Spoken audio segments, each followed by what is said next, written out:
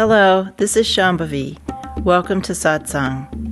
Satsang is an ancient spiritual practice from India. It means being in reality together. I give Satsang live every Wednesday and Sunday night in Portland, Maine. This Dharma talk was recorded during one of our Wednesday night gatherings. Please visit jayakula.org to learn more about the teachings. You can find video satsangs on Jayakula's YouTube channel, and my books are all available on Amazon.com. Much love to you, wherever and however you are.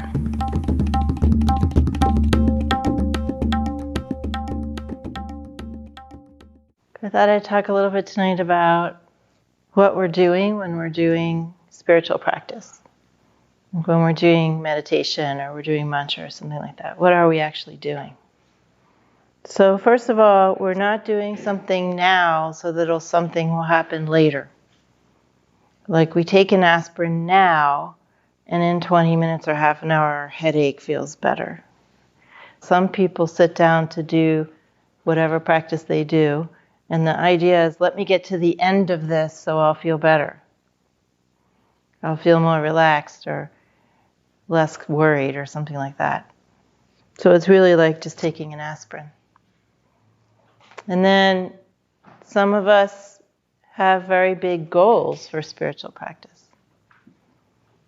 We want to develop in some particular way. And so we sit down with that idea that really even further down the road something extraordinary is going to happen. Or maybe we've read Autobiography of a Yogi and we're just waiting for, other realm beings to show up and extraordinary things to happen. So the rest of it while we're waiting is just kind of lost time. Or maybe we want to have a sense of accomplishment, that we're checking something off a list. How many minutes of this, how many minutes of that, how many rounds of this, how many rounds of that. We have a little notebook, we check it off. Maybe we have an app. Every once in a while we look at the app. Oh, I meditated for 439 minutes this month. Right? And we feel this sense of accomplishment. So I want to read a little bit from the Shiva Stotra Vali, which is a very important set of writings from the Trika tradition of Kashmir. It was written by Utpaladeva, he was the explicator of one of the major streams that went into this tradition called the Pratyabhijna school. Pratyabhijna means self-recognition. So the idea that we would self-recognize, that through doing practice we would recognize ourself. That's what the self-recognition school is about. And of course that's a major theme for our practice, is that we would have a direct recognition of our essence nature, of what we really are. In his spare time, writing giant tomes and treatises on Pratyabhijna, he also wrote this beautiful poetry, kind of devotional poetry that you can tell really just came right out of his practice. This is the 17th song. This is one of the more readable translations of this by Constantina Rhodes Bailey. And the title of this song, this Gita, is A High Regard for Divine Amusements. Ah, most glorious is this blissful festival of worship. You can see where I'm going with this.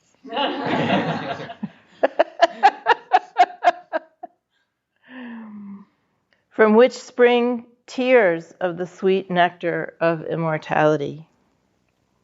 This idea that when we sit down to do practice, or just when we're in the state of our practice in our ordinary life, that it's a festival. That it's enjoyable, that it's amusing. When we're doing practice to enjoy doing practice. Ideally, we would be doing practice to enjoy doing practice. All actions connected with your worship of essence, worship of presence, worship of the form of presence as a deity or guru or nature. I mean, there's so many words.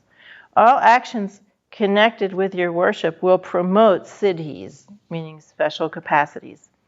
But for your devotees who are already one with you, These actions are siddhis in and of themselves. We're not looking for anything else. We're sitting down, and the siddhis are the fact that we sat down and we're doing practice. We're enjoying that power, that capacity. We're not thinking. Somebody wrote on the Anandamaya footsteps. What is that called? In the footsteps of Anandamayama. We've had a couple of yatras to India, and I called them In the Footsteps of Anandamayama. And then some students started a Facebook page with pictures of Anandamayama called that. So somebody wrote this kind of pseudo-professorial voice the other day. Only if you can levitate can you understand Ma's high teachings. Something like that. Those weren't his exact words, but his levitation was like his benchmark.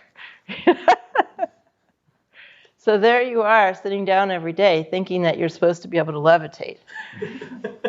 And the rest, anything else that happens is just sort of beside the point, right? Or let's just bring it down to a more reasonable level. You're sitting down and you're thinking, oh, something's supposed to happen, and I should have these experiences. And everything else is beside the point. But what Upaladeva says is that the capacity, the power, the siddhi is that you're there doing practice. And we enjoy that. That's so beautiful. Those who in every state worship you always, so anyone in any condition who worships you always, as having assumed the form of all things, they indeed are my chosen deities.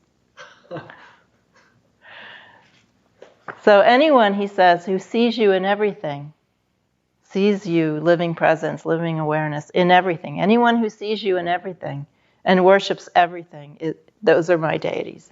Those people are my deities. Because that's what Shiva does. Yeah, right. The siddha, meaning someone with accomplishment spiritually, the siddha leaves behind the effort of meditation. And we could say leaves behind checking off lists, counting how many of this and how many minutes of that, and how am I doing compared to so-and-so, and what checklist of spiritual experiences have I had or not had, and where am I on this path? Am I in the beginning, the middle, or late middle? Where am I? Yes. The siddha leaves behind the effort of meditation. For all of his joy is obtained from your touch. That, O Lord, for the devotees, comprises the act of worship. So the touch of the Lord, which is everywhere, the touch of enlightened essence nature, the touch of flowing presence, Rigpa, whatever you want to call it, same thing. Nature of mind, it doesn't matter what you call it. Christ consciousness, Buddha consciousness, Krishna consciousness, right?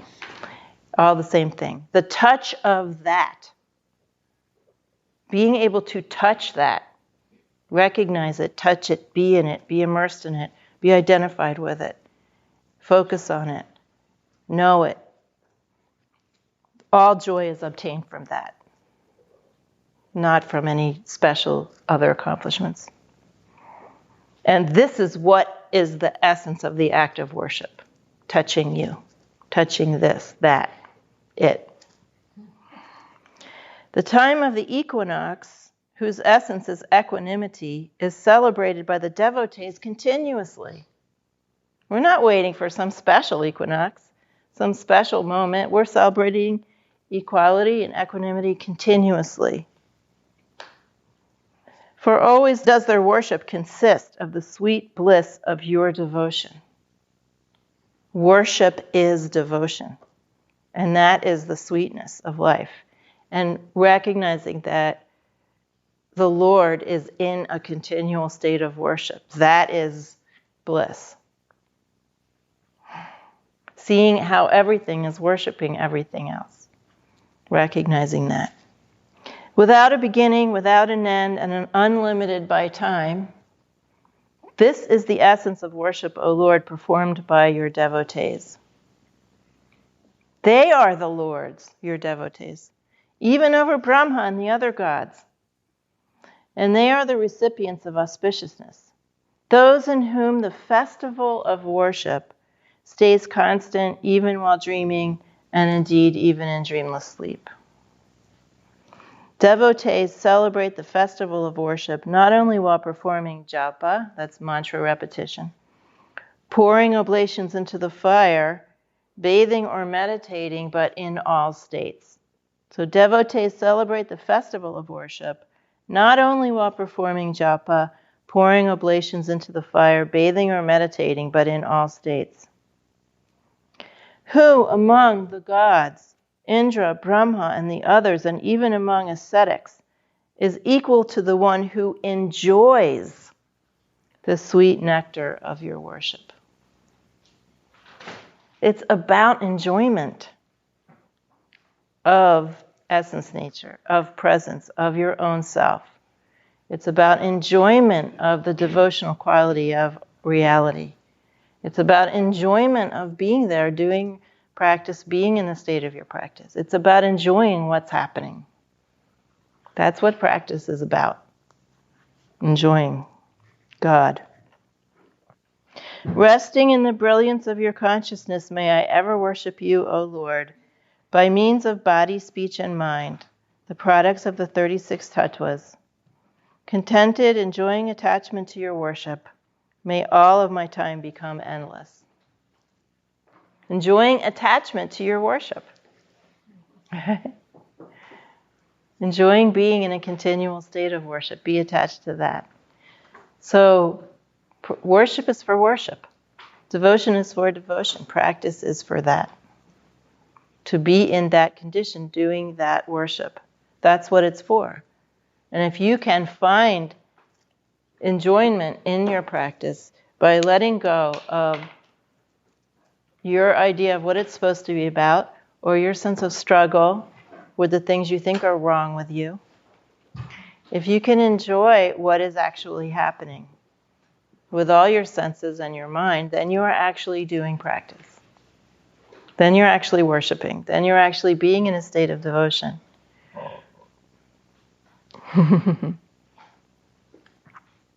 Now, the sense of enjoyment is not limited to something pleasurable. Lest we all move to Marin too quickly.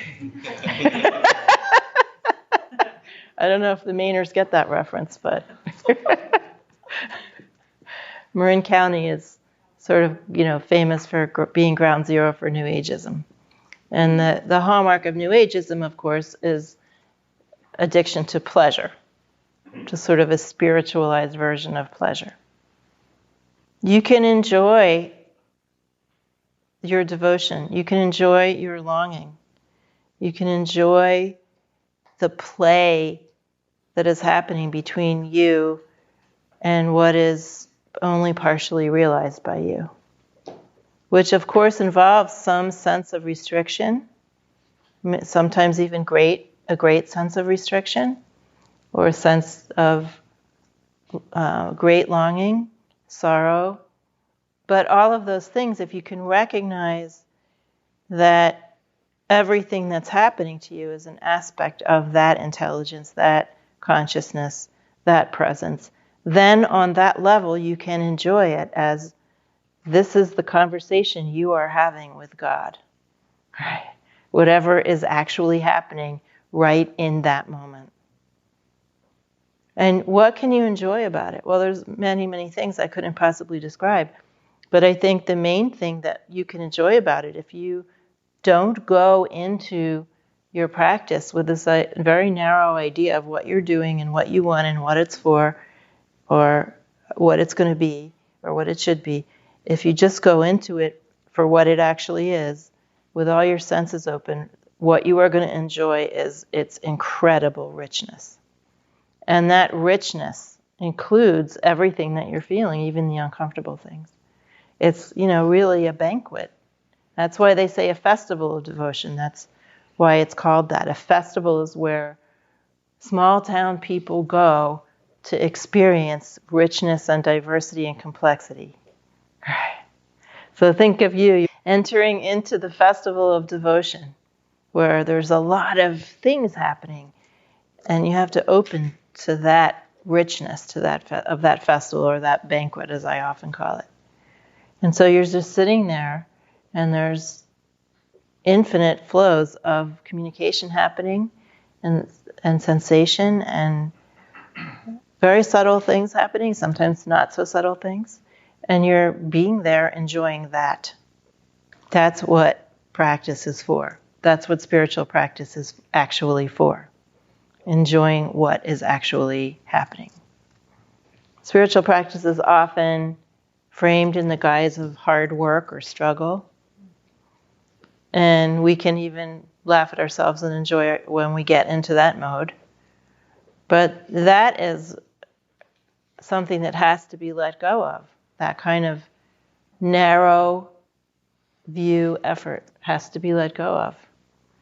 And what has to be embraced is meeting what is happening with your mind and all your senses and going into it and enjoying that and having no ulterior motive. We all know that if we do that, if we just meet our current circumstance with everything that we've got and enjoy it and immerse ourselves in it and investigate it with intelligence and feeling and let it meet us and teach us and talk to us, we all know that in that process, much of our karmic tension is dissolving.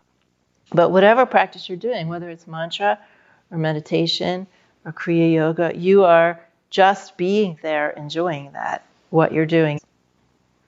Then you're participating in the festival of worship. Then you're discovering primordial devotion. Then you're learning how to just be a person on earth, living and doing practice, instead of someone on a mission, trying to be great. The effort to be great at spiritual practice will utterly ruin it. You know, most of us are trying to be great or be recognized in some way most of the time in our lives because that's our national cultural karma to do that. Do you really think that spiritual practice is just going to be more of the same? Isn't spiritual practice supposed to lead us in a different direction? When you just import the compulsion to achieve into spiritual practice, then it's no longer spiritual practice. It's just spiritualized ambition of a very ordinary kind. Think about it. Is there anything wrong with just being here and enjoying this? Is there anything wrong with that? We think there is. Just think about it. What if you, in all areas of your life, not just practice, but if you were just here, just enjoying this, and there was nothing else to it? Is there something wrong with that? Right now, it's all gone. Anything but just being here and enjoying this, it's all gone. Here we are. Anything wrong with this? So what happens? When you stop being in the bubble of your mission, then you are actually suddenly here and there's suddenly more intimacy.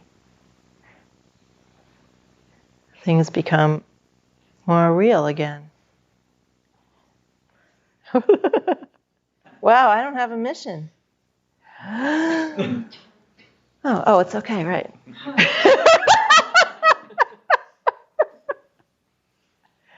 Oops, I forgot to have a mission.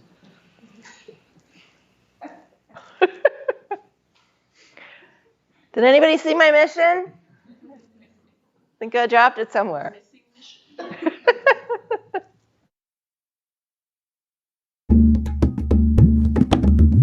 Jayakula is a nonprofit community offering opportunities to learn and practice in the direct realization traditions of Trika Shaivism and Dzogchen. We are based in Portland, Maine and Portland, Oregon. Visit jayakula.org to explore more of our offerings.